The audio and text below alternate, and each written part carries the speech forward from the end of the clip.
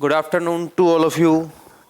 मैं आपका अपना कमल गुप्ता आपका फिर से स्वागत करता हूं डिफेंस गुरुजी के यूट्यूब चैनल पर बेटा।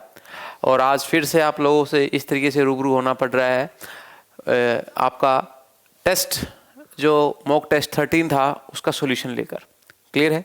तो फटाफट आप लोग जुड़िए, सब्सक्राइब कीजिए, लाइक कीजिए और शेयर कीजिए इसको बेटा, और be the part of best. ठीक है, तो पहला क्वेश्चन है what is the dimension of linear momentum. Linear momentum क्या होता है बेटा? अगर हम बात करें, लीनियर मोमेंटम होता है mv, मास की डायमेंशन m, वेलोसिटी की lt-1। तो देखिए ये आपका ऑप्शन नंबर ए जा रहा है बेटा, ऑप्शन नंबर ए। क्लियर है? नेक्स्ट क्वेश्चन देखिए आप। नेक्स्ट क्वेश्चन कह रहा है कि work done by the kinetic friction. Kinetic friction क्या होता है बेटा? जब कोई बॉडी मूव कर रही होती है उस समय पर जो फ्रिक्शन होता है उसको काइनेटिक फ्रिक्शन कहते हैं, और ये मोशन के अपोजिट लगता है हमेशा। क्लियर है?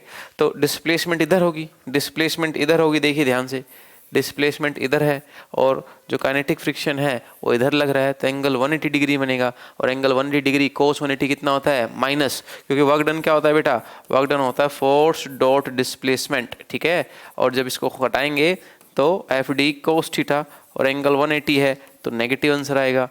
तो ऑप्शन नंबर ए। क्लियर है? ऑप्शन नंबर क्या चला जाएगा? ए चला जाएगा। क्लियर है कि नहीं बेटे? बोलो।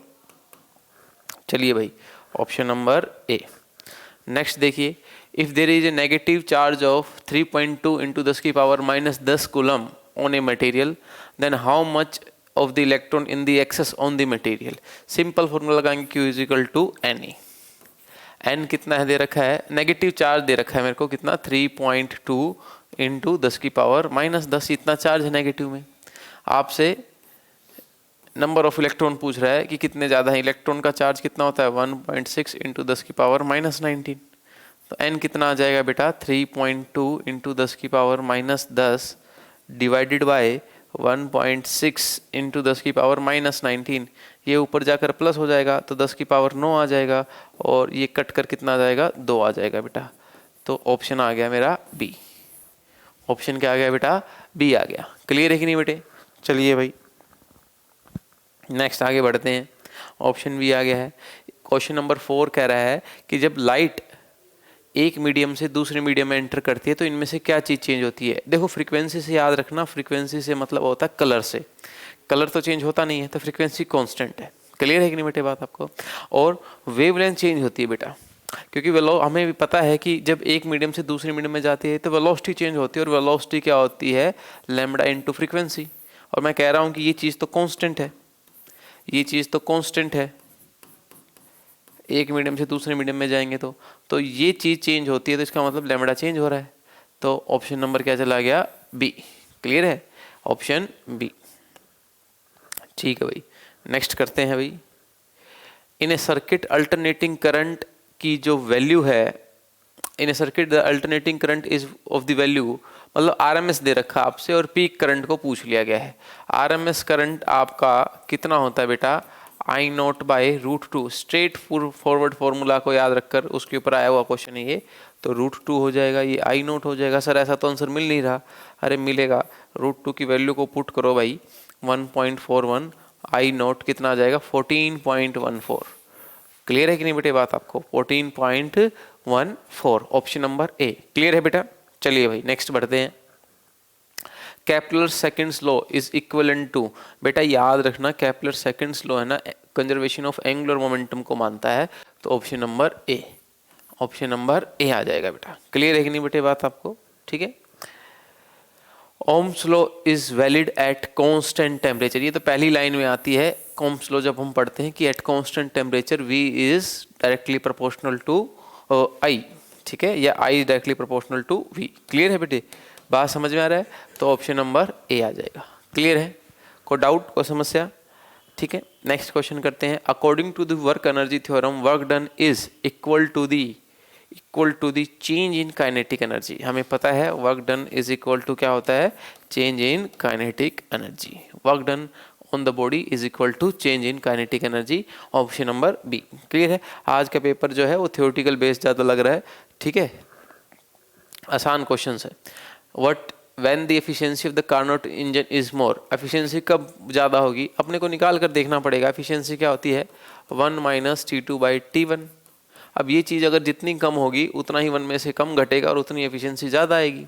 तो निकाल कर देख लेते हैं। फर्स्ट केस में आपका आ जाएगा 20/40, हाफ आ जाएगा भाई, ये तो हाफ आ जाएगा। ठीक है, दूसरे केस में क्या आ जाएगा 40/60, ये कितना आ जाएगा बेटा 2/3, 2/3। ठीक है, तो ये तो इस और ये तीसरे में 60/80 आ जाएगा, तो ये आ जाएगा 3/4। ठीक है, और अगले में तो क्या आ जाएगा 80/100, तो ये आ जाएगा 4/5। तो भैया ये चीज़ मिनिमम होनी चाहिए ना, ये चीज़ मिनिमम होनी चाहिए, एफिशिएंसी बढ़ जाएगी। और मैं यही चीज़ निकाल कर देख रहा हूँ, मिनिमम इस केस में है, तो ऑप्शन नंबर ए आंसर आ जाएगा। ऑप्शन नंबर क्या आ जाएगा ए। क्लियर है कि नहीं बेटे बात आपको, बोलो भाई। चलिए भाई, what is the Lawrence formula क्या है लॉरेंस बल का? बेटा एक बात सुनो, लॉरेंस जो फोर्स है वो आपका एक चार्ज पार्टिकल अगर इलेक्ट्रिक और मैग्नेटिक फील्ड में एंटर करता है, इकट्ठे अगर कहीं पर इलेक्ट्रिक फील्ड और मैग्नेटिक फील्ड है वहाँ एंटर करता है, तो उसके ऊपर नेट फोर्स की जो लगने वाला है उसकी वैल्यू देता है। क्लियर है? तो भैया अगर हम इलेक्ट्रिक फील्ड में देखें, इलेक्ट्रिक फील्ड में नेट फोर्स कितना लगेगा, इतना लगेगा, ये इलेक्ट्रिक फील्ड का फोर्स है। मैग्नेटिक फील्ड का फोर्स कितना होगा, Q V cross B. Clear है कि नहीं बेटे बात आपको? अब इनका वेक्टर सम कर दो कि भाई इलेक्ट्रिक फील्ड का सम और जो फोर्स लग रहा है मैग्नेटिक फील्ड में उसका सम कर लेंगे। तो देखिए क्यू कॉमन आ जाएगा भैया। ठीक है, तो ये आ जाएगा E plus V cross P. Clear है कि नहीं बेटे बात आपको? ऑप्शन नंबर सी आ जाएगा। क्या आ जाएगा बेटा? Option number C. क्लियर है?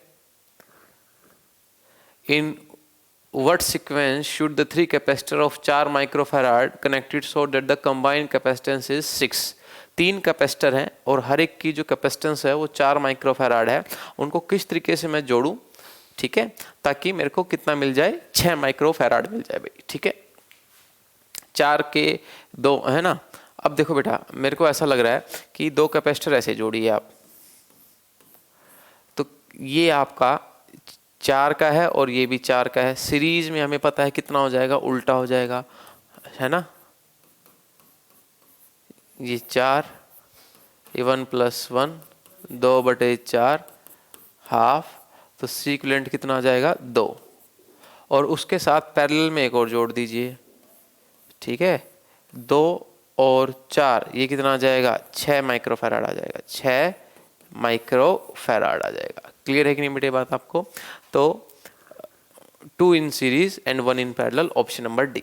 कितना आ जाएगा बेटा? ऑप्शन नंबर डी आ जाएगा। क्लियर है? चलिए भाई बहुत बढ़िया, आगे बढ़ते हैं। क्वेश्चन नंबर 12 आ गया है। अगर सिंक का टेम्परेचर 60 डिग्री था तो एफिशिएंसी 50% थी। अगर एफिशिएंसी 70% हो जाए तो what is the temperature of the source? देखिए भाई कैसे करना है इसको, क्वेश्चन को थोड़ा समझते हैं। एफिशिएंसी कितनी होती है, 1 माइनस T2/T1। एफिशिएंसी पहले केस में कितनी है, पहले केस में आपकी 50% है, 0.5। 1 माइनस T2 जो आपका सिंक का टेम्परेचर है 60 डिग्री है, 273 में जोड़ेंगे तो 280 आएगा भाई, डिवाइडेड बाय T1। क्लियर है कि नहीं बेटे बात आपको?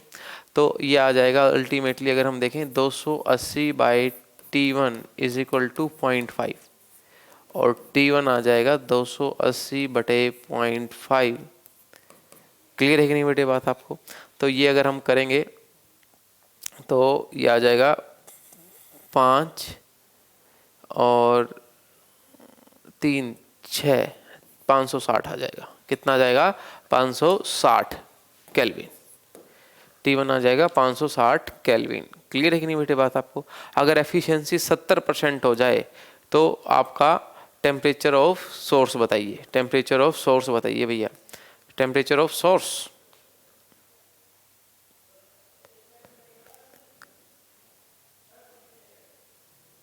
चलिए भाई, अगर हमें 70% निकालना है, ये 70 हो जाएगा, 0.70, सिंक का तो वही रह रहा है, 1 माइनस 280/T1 डैश। ठीक है, तो अगर हम ध्यान से देखें तो ये आ जाएगा 280/T1 डैश। सेकेंड कंडीशन को T1 डैश बोल रहा हूँ मैं, 0.3 कितना आ जाएगा, 0.3 और T1 डैश कितना आ जाएगा बेटा 280 बटे 0.3, यह टेकर ऊपर आएगा।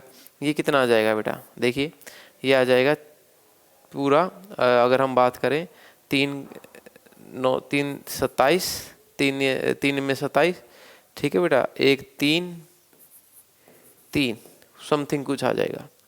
क्लियर है कि नहीं बेटे बात आपको? 0.3 से अगर हम डिवाइड करेंगे 3 में 27 बेटा, और 10 बच गया, ठीक है 10 बच गया और 3 आ जाएगा, फिर 10 बच गया 3 और फिर 3। अब देखो ये आ गया। अब आप कहोगे सर ऐसा तो कोई आंसर नहीं है। एक्चुअली में इसने क्या बताया, what will be the change in temperature आएगा बेटा, change in temperature of source, what will be the change of the temperature. ठीक है, तो अगर दोनों को माइनस करिए, आप माइनस करना पड़ेगा बेटा। तो अगर मैं इसमें से 560 को घटाऊं, 3 और ये 3, 13 में से 6 गया, कितना आ जाएगा 7 और 8 में 373 होगा बेटा। देखिए तो ये आएगा, चेंज पूछा था, क्वेश्चन अधूरा लिखा हुआ, what will be the change in the, what will be the change in temperature of the source. Clear है कि नहीं बेटे बात आपको, what will be the change in the temperature of the source, option D. ठीक है बेटा, option D हमने मार्क किया। In not gate input is 1, then what will be the output. Not gate आपको पता है सिंबल क्या होता है, ये होता है भाई, है ना, ऐसे, ठीक है, या फिर इस तरीके से लगा सकते हैं। नॉट गेट का सिंबल है ऐसे, ये ऐसे। अगर यहाँ पर हम 0 देंगे तो ये 1 कर देगा, और 1 को अगर हम देंगे तो ये 0 कर देगा। मतलब अगर यहाँ पर a है तो ये a का उल्टा कर देगा, ठीक है, a बार हो जाएगा। क्लियर है? तो आंसर अगर हमारा 1 है तो क्या आएगा, 0 आएगा, ऑप्शन नंबर बी। क्या आएगा भाई, ऑप्शन नंबर बी। क्लियर है? Not gate input is given 1, then what will be output, नहीं बेटा 0 होगा। ठीक है, बी आंसर आएगा, बी आंसर आएगा भाई। आंसर कितना आएगा, बी आंसर आएगा। क्लियर है कि नहीं बेटे बात आपको? चलिए भाई नेक्स्ट क्वेश्चन करते हैं। ए और बी के बीच का इक्विवेलेंट रेजिस्टेंस बताइए। देखो बेटा, इक्विवेलेंट रेजिस्टेंस निकालने के लिए आपको पहले बैटरी चाहिए। आपने बैटरी मान लीजिए हमारी ये रही। देखो ए पर मैंने हाई टर्मिनल मान लिया और इस पर क्या मान लिया, शॉर्ट। दूसरे कलर से दिखाता हूँ। देखो आपने ए पर क्या मान लिया, ए पर आपने मान लिया हाई टर्मिनल और इस पर मान लिया शॉर्ट टर्मिनल। क्लियर, मतलब हाई पोटेंशियल और लो पोटेंशियल। तो आप देखो यहाँ से करंट निकलेगा तो इसमें से करंट सेम जाएगा, फिर यहाँ पर आकर करंट 2 भागों में बटेगा भाई। ठीक है, करंट 2 भागों में बट गया और जो करंट इसमें से गया वही करंट इसमें से जाएगा। लेट ये I1 है और ये I है, ये I1 और ये क्या है I2, तो इसमें से भी कितना जाएगा I2। तो ये आपका सीरीज कनेक्शन हो गया। क्या हो गया बेटा, सीरीज कनेक्शन। सीरीज कनेक्शन हो गया तो सीरीज में हमें पता है रेजिस्टेंस कैसे जुड़ते हैं आपके, डायरेक्ट जुड़ते हैं, तो 2R हो जाएगा। कितना हो जाएगा 2R, और 2R और R किस में है, पैरेलल में है। और फिर ये करंट वापस से यहाँ पर कितना हो जाएगा, I हो जाएगा भाई। ये जुड़ जाएंगे ना, ये वापस से आपका क्या बन गया, जंक्शन बन गया। तो ये चीज़ आपकी ऐड होगी 2R और वो R के साथ पैरेलल में है। 1/2R प्लस R, ये आपका निकलेगा कितना 2R, ये 1 प्लस ये 2, तो ये निकलेगा ये आपका 3/2R, और इसका रेसिप्रोकल करेंगे तो कितना आ जाएगा 2R/3।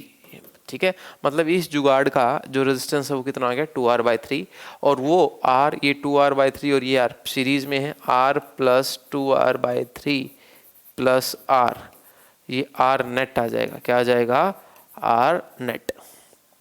ये 3, ये 3R, ये 2R, ये 3R, ये कितना हो गया भाई 6 और 2 8, 8R/3। आंसर कितना आ गया 8R/3, 8R/3, option number A. Option number क्या आ गया बेटा, ए आ गया बेटा। क्लियर है कि नहीं बेटे बात आपको, 8R/3। क्लियर है, कर लोगे तो ये आपका ऑप्शन नंबर ए आ गया। नेक्स्ट देखिए, एक स्मॉल बुलेट है और इसकी रेडियस R है और एक फ्लूइड में फ्लो कर रही है। ठीक है, एक बुलेट है या फिर एक गोली लगा लो आप। ठीक है, ठीक है, एक बॉल है जिसकी रेडियस कितनी है R और वो एक फ्लूइड में फ्लो कर रही है। ठीक है, then its velocity is directly proportional to the, ये ऑप्शन ही अजीब से दे रखे हैं बेटा, ऑप्शन ही अजीब से दे रखे हैं। ठीक है, देखो बेटा, अगर उन्होंने क्वेश्चन के हिसाब से देखें तो अगर वो कोई फ्लूइड में फ्लो कर रही है कि एक समय के बाद वो टर्मिनल वेलोसिटी एक्वायर कर लेगी। क्या कर लेगी? टर्मिनल वेलोसिटी एक्वायर कर लेगी। उसका फॉर्मूला, मान लो इसकी डेंसिटी रो है और जिस फ्लूइड में वो फ्लो कर रही है, ठीक है, जो ये फ्लूइड लगा लो आप, ये फ्लूइड लगा लो, मान लो इसमें फ्लो कर रही है। एक मिनट बेटा, ऑप्शन को मत देखिए, क्वेश्चन को देखते हैं एक बार। मान लो इस लिक्विड में ये फ्लो कर रही है, ठीक है, इसकी वेलोसिटी यहाँ पर v है और इसकी जो डेंसिटी है वो रो है। तो एक समय के बाद ये टर्मिनल वेलोसिटी को एक्वायर कर लेगी, जिसकी वैल्यू होती है 2.9 r² sigma minus rho by g, ये होती है बेटा, ठीक है। तो वो जो टर्मिनल वेलोसिटी होगी वो r² के डायरेक्टली प्रोपोर्शनल होगी। टर्मिनल वेलोसिटी तो r² के डायरेक्टली प्रोपोर्शनल होगी बेटा। एक अगर फोर्स के हिसाब से बात करें तो इसके ऊपर ड्रैग फोर्स लगेगा, ड्रैग फोर्स या विस्कस फोर्स, एक लगेगा बायोंट फोर्स, ठीक है, और नीचे की तरफ लगता है बेटा वेट। नीचे की तरफ क्या लगता है? वेट। तो अगर आप ड्रैग फोर्स के रिलेटिव बात करें तो ड्रैग फोर्स का फॉर्मूला आपको पता है 6 पाई नीटा RV।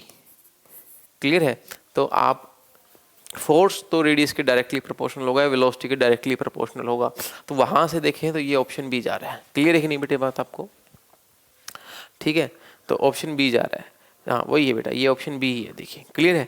तो ये उस हिसाब से बात की गई है कि भैया कि then its velocity is directly proportional to the drag force. ठीक है, नेक्स्ट क्वेश्चन करते हैं बेटे। Formula of the kinetic energy of proton will be in term of wavelength. Formula of the kinetic energy of the proton in term of wavelength. Very good. देखो बेटा, कोई भी किसी भी प्रोटॉन हो, ये एक पार्टिकल है और पार्टिकल के लिए वेवलेंथ जो एसोसिएटेड होती है वो होती है de Broglie wavelength, and lambda will be h/mv। Clear है? ठीक है, lambda is equal to h/mv। ये मोमेंटम है, मोमेंटम को हम लिख सकते हैं √2m into kinetic energy. Clear है कि नहीं बेटा? दोनों तरफ स्क्वेयर कर दीजिए, lambda square is equal to h² divided by 2m kinetic energy. तो काइनेटिक एनर्जी कितनी आ जाएगी बेटा बोलो? h² by lambda square into 2m। Clear है कि नहीं बेटे बात आपको? तो ये आ जाएगी h² by lambda square by में 2m। नहीं बनी बात भाई, h² तो है ही नहीं कहीं पर भी बेटे, ये गड़बड़ है, यहाँ पर स्क्वायर आएगा, यहाँ पर स्क्वायर आएगा। क्लियर है कि नहीं बेटे बात आपको? ऑप्शन नंबर सी है, देखिए बिल्कुल ठीक है, यहाँ पर स्क्वायर आएगा, ऑप्शन नंबर सी। ठीक है बेटा, कर लोगे? समझ आ रहा है भाई? होपफुली आप लोगों को ये चीज़ें समझ में आ रही होंगी। और अगर आपको नहीं आ पा रही क्योंकि मैं लाइव नहीं हूँ आप लोगों के साथ, तो आप क्या करें, कमेंट बॉक्स में अपने क्वेश्चन को नोट डाउन कर दे विद प्रॉब्लम कि ये प्रॉब्लम हमें समझ नहीं आया, यहाँ पर ये स्टेप समझ नहीं आया, we will response you. Clear है बेटे? Electron and proton are enter in the same magnetic field. They will experience, which will experience the most force या more force, more आएगा बेटा यहाँ पर more। देखिए भैया एक बात ध्यान रखिए आप, इलेक्ट्रॉन और प्रोटॉन एंटर कर रहे हैं ना, तो उन पे दोनों पर सेम फोर्स लगेगा अगर उनकी वेलोसिटी सेम है तो फॉर्मूला वही रहने वाला है, क्योंकि चार्ज दोनों पर सेम है। अगर दोनों सेम वेलोसिटी से एंटर कर रहे हैं सेम मैग्नेटिक फील्ड में तो फोर्स सेम लगेगा। तो मैं तो सेम ऑन दी बोथ जाऊंगा, लेकिन डायरेक्शन अपोजिट होगी भाई। डायरेक्शन क्या हो गई? अपोजिट। क्लियर है? इसके बाद देखिए, which type of wave transmission can be send through the short radio wave. Radio wave को किस तरीके से भेज सकते हैं? ठीक है बेटा, तो आपको देखो इनमें से आपको पता है स्पेस वेव का तो कोई चक्कर है ही नहीं, है ना, रेडियो वेव के लिए। और ऑप्शन नंबर ए भी नहीं है, तो ऑप्शन नंबर सी जाएगा, ग्राउंड वेव ट्रांसमिशन होता है भैया रेडियो वेव में। क्लियर है? तो सी ऑप्शन। चलिए भाई नेक्स्ट बढ़ते हैं। Reason for the formation of drop of oil over अलग है भैया, over water is surface tension. Clear है बेटा? कौन सी प्रॉपर्टी होती है सरफेस टेंशन? जिसकी वजह से वो ड्रॉप बना लेती है, जो एक्सेस जो आपकी सरफेस होती है आउटर सरफेस वो अपने आप को स्ट्रेच करती है और वो एक ड्रॉप फॉर्मेशन कर लेती है। क्लियर है? How many kilowatts are there in 1 horse power? Okay, देखिए बेटा 1 हॉर्स पावर, पहले तो ये समझने की जरूरत है हमें होता कितना है। ये होता है 746 वोट, 746 वोट। अब किलोवाट पूछ रहा अगला, तो 1000 से डिवाइड कर दो तो मेरा ऑप्शन तो बी आ जाएगा बेटा। क्लियर है कि नहीं बेटे बात आपको? Option B. क्लियर है? Electromagnetic wave is affected by none of this. ये क्वेश्चन हमने पहले भी किया था कल परसों, है ना। और हम लोगों ने उस समय क्या कर लिया था कि हम लोगों ने गलती कर दी थी ये, कि हमने ये मान लिया था क्वेश्चन को पढ़ते वक्त, ये समझ लिया था कि हमने कि इलेक्ट्रोमैग्नेटिक वेव में क्या होता है। उसमें होते दोनों है, इलेक्ट्रिक फील्ड और मैग्नेटिक फील्ड, लेकिन इस समय क्वेश्चन है कि वो किस से अफेक्ट हो रही है। इफेक्ट किसी से नहीं हो रही वो, क्योंकि उसके ऊपर कोई चार्ज पार्टिकल थोड़ी है बेटा, चार्ज पार्टिकल होते हैं इलेक्ट्रिक फील्ड और मैग्नेटिक फील्ड में। क्लियर है। तो ऑप्शन नंबर सी, देखो यहाँ पर इन्होंने वही कर दिया, affected by none of these आएगा बेटा। क्लियर है, ये गलती है, डी है, ये हमने किया था, डी ऑप्शन करेंगे इसको। The moment of inertia depends on, ठीक है बेटा, मास पर करता है, रोटेशनल एक्सिस की पोजीशन पर करता है, सब चीज़ों पर करता है। तो ऑप्शन नंबर डी जाऊंगा बेटा मैं। इनर्शिया क्या होता है आपको पता है, अगर कोई बॉडी किस शेप की है और वो घूम रही है इस तरीके से किसी एक्सिस के अबाउट, मास m है, तो इनर्शिया कितना होता है एक पार्टिकल का, mr²। एक पार्टिकल की बात हो रही है बेटा ये। क्लियर है। तो रिंग का अलग होता है, डिस्क का अलग होता है, सेम एक्सिस के अबाउट। ठीक है, तो it depends on all the factors. So option number D. ठीक है, नेक्स्ट क्वेश्चन करते हैं। Which colour has the highest bending in dispersion. आप बताइए भाई, आपने सुना होगा कि रेड कलर सबसे कम बेंडिंग करता है, और आपका VIBGYOR colour that is violet, देखिए है ना, विबग्योर, रेड की बेंडिंग सबसे कम होगी। अगर मैं यहाँ से एक लाइट दिखाऊं आपको, आप इसको फिगर के थ्रू समझे।